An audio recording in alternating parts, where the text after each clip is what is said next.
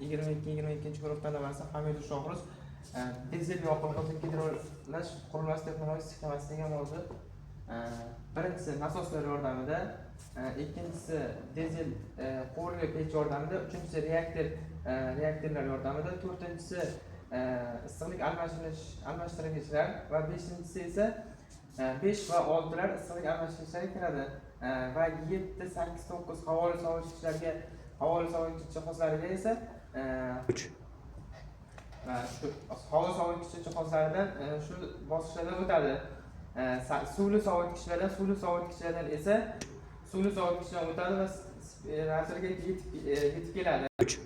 Separatordan chiqadi-yu, barqarorlashgan kolonnaga yetib keladi. 3. Barqarorlashgan kolonnadan chiqadi-yu, yana separatorlashgan kolonnaga yetib keladi. 3. Separatordan 3 ga ajraladi. 3.